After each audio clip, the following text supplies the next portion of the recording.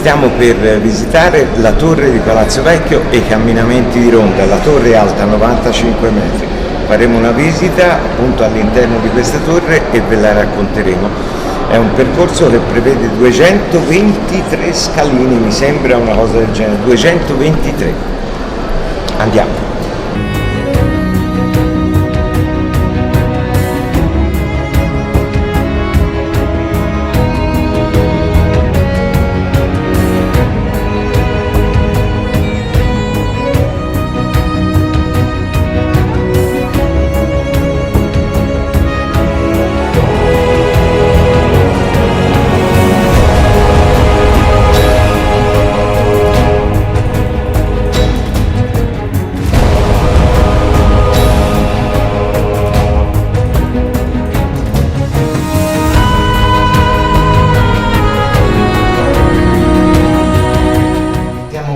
Per iniziare ora la salita alla torre, ai camminamenti appunto veri e propri e alla torre. La torre è del 1299, appartiene al nucleo originale di Palazzo Vecchio e probabilmente perché non ci sono certezze, è stata progettata da Arnolfo di Cambio.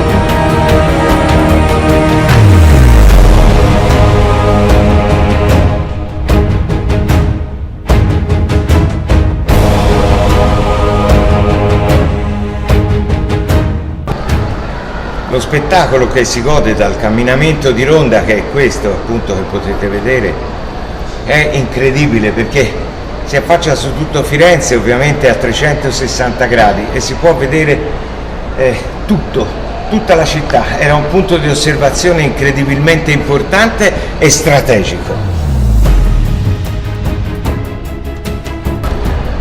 La torre oltretutto sovrastava, come ho detto, tutta la città. Ed è importante perché il governo del primo popolo stabilì che le case torri non dovevano superare i 29 metri di altezza e di conseguenza la torre di Palazzo Vecchio svettava su tutti e simboleggiava il potere del governo su tutta la città.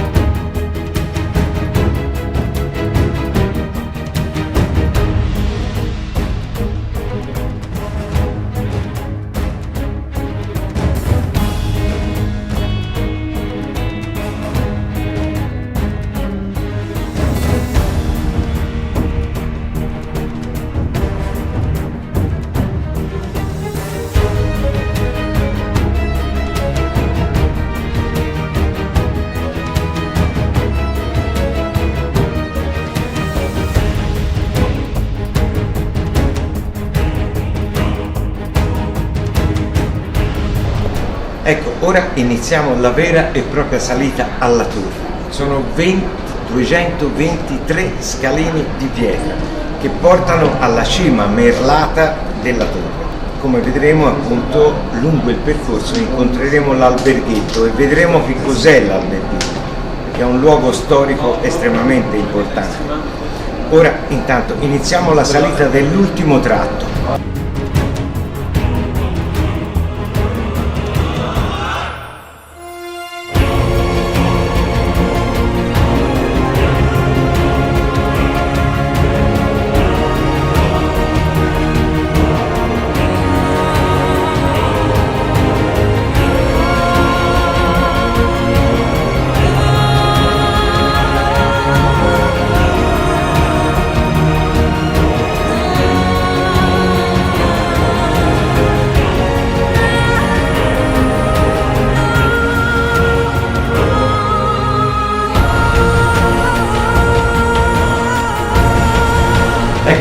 siamo arrivati all'alberghetto.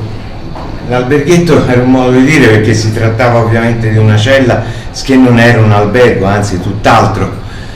Qui due personaggi storici molto importanti saranno ospitati, fra virgolette, nel senso che saranno imprigionati, e saranno Cosimo il Vecchio, che sarà messo qui dentro e rinchiuso qui dentro prima di essere esiliato per un anno, poi tornerà e i medici prenderanno ovviamente il potere definitivamente a Firenze e verrà chiuso qui, e un altro personaggio che ebbe una fine molto meno bella, che fu Girolamo Savonarola, che venne rinchiuso qui dentro prima di essere posto insieme ai suoi due confratelli sul rogo in Piazza della Signoria. Andiamo a vedere l'alberghetto.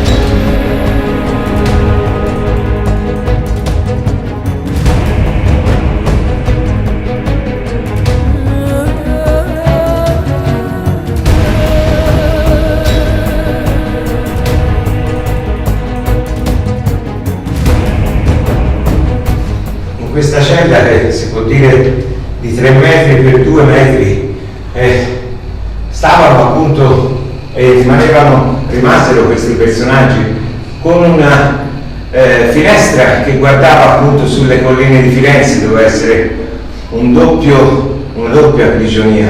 Primo perché si era rinchiusi in uno dei luoghi più inaccessibili di Firenze e assolutamente protetti, e secondariamente poi perché c'era il supplizio di Tantalo di vedere anche le colline di Firenze e la agognata libertà.